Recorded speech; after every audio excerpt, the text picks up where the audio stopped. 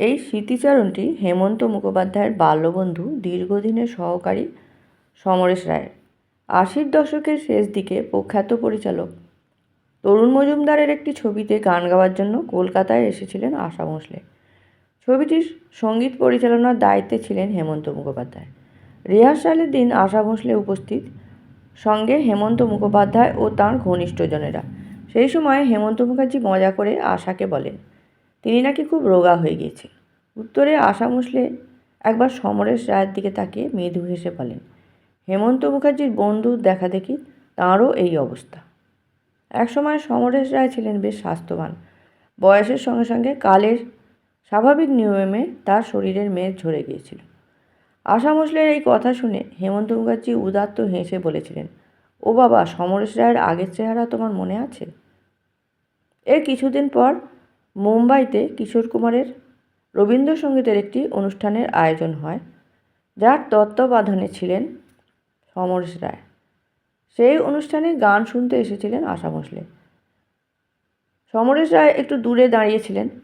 তার মনে হয়েছিল এত বড় ও ব্যস্ত শিল্পীরা হয়তো তাকে মনে রাখেননি। কিশোর কুমার অবশ্য তাকে মাস্টারমশাই বলেই ডাকতেন।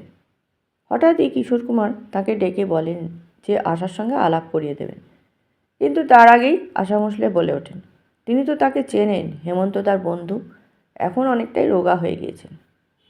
কিশোর কুমার হেসে বলেন, সে কি মাস্টারমশাই, তিনি তো বেশ ভালোভাবেই চেনেন আপনাকে। হেমন্ত মুখোপাধ্যায়ের হিন্দি ছবির কাজে সাধারণত সমরেশ রায় যুক্ত থাকতেন না। ব্যতিক্রম ছিল মাত্র দুটি ছবি, রাহগীর পলাতকের হিন্দি সংস্করণ এবং খামোশি দ্বীপ জেলে যায় ছবির হিন্দি রূপান্তর। ঘটনাগুলি 60-এর দশকের শেষের দিকে। দুটি ছবির কাজই সুষ্ঠুভাবে সম্পন্ন হয়। খামোশি ছবির একটি গান গেয়েছিলেন কিশোর কুমার। গানটি হলো ও শাম কুছ আজীব থি। গানটি যেমন অসাধারণ, তেমনি কিশোর কুমারের গায়কও ছিল অনবদ্য। পরে সমরেশ রায় আক্ষেপের সুরে হেমন্ত মুখার্জিকে প্রশ্ন করেছিলেন, এত ভালো গান নিজে না গেয়ে হাত থেকে বেরিয়ে যেতে দিলেন কেন? হেমন্ত মুখোপাধ্যায়ের উত্তর ছিল সংক্ষিপ্ত অথচ তুলনাহীন। তিনি বলেছিলেন, এই গান সেই শিল্পীর কণ্ঠেই মানায় যার হিন্দি ভাষার ওপর গভীর দখল রয়েছে। সেই দিক থেকে কিশোর কুমার অনেকটা এগিয়ে, তাই যা হয়েছে ঠিকই হয়েছে। 30-40-এর দশকে যারা বড় হয়েছেন তাদের কাছে দিনের শেষে ঘুমের দেশে গানটি একেবারেই আলাদা আবেগের। পঙ্কজ কুমার মল্লিকের গাওয়া এই গান বহু মানুষের রাতের ঘুম যেন কেড়ে নিয়েছিল।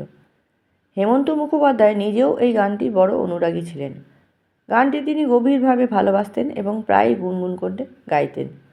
পরবর্তী সময়ে তাঁর প্রযোজনা ও পরিচালনায় যখন অনিন্দিতা ছবিটি নির্মিত হয়, তখন হেমন্ত মুখার্জি এই গানটি ছবিতে ব্যবহার করার সিদ্ধান্ত নেন। ছবির গানগুলির রেকর্ডিং হয় মুম্বাইতে এবং প্রতিটি গানই অত্যন্ত সুন্দরভাবে রেকর্ড হয়। ছবিটি মুক্তি পাওয়ার কিছুদিন আগে একদিন হেমন্ত মুখার্জি সমরেশ রায়কে হঠাৎ বলেন, পরের দিন সন্ধ্যাবেলায় যেন কোনো কাজ না রাখা হয়, কারণ বাইরে বেরোতে হবে। নির্দিষ্ট সময়ে দুজনে বেরোনোর পর কিছু দূর গিয়ে বোঝা যায় তাদের গন্তব্যস্থল স্টুডিও। সন্ধ্যাবেলায় স্টুডিও পাড়া তখন প্রায় জনশূন্য। কর্তা ব্যক্তিদেরও কেউ নেই, কেবল রেকর্ডিস্ট ও দু একজন কর্মী উপস্থিত। সেই সময় হেমন্ত মুখার্জি জানালেন কাউকে কিছু যেন জানানো না হয়, শুধু দুজন মিলে দিনের শেষে গানটি আর একবার শোনা হবে। হেমন্ত মুখার্জির ভেতরে ভেতরে এক ধরনের অজানা টেনশন কাজ করছিল। এই গান নতুন প্রজন্মের কাছে কিভাবে গ্রহণযোগ্য হবে, সেই ভাবনাও হয়তো মনে দোলা দিচ্ছিল। গানটি শোনা হলো। আগে যেমন মনে হয়েছিল ঠিক তেমনই গানটি অসাধারণ হয়েছে। হেমন্ত মুখোপাধ্যায় মিটিমিটি হেসে জিজ্ঞেস করলেন, কেমন লাগলো, কোথাও কোনো গোলমাল চোখে পড়ল কিনা।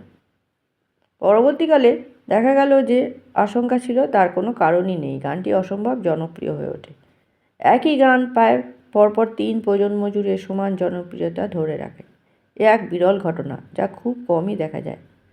এমন এক ঐতিহাসিক মুহূর্তের প্রত্যক্ষ সাক্ষী হয়ে থাকার সৌভাগ্য যাদের হয়েছিল, সেটাই তাদের কাছে আজ এক অমূল্য স্মৃতি।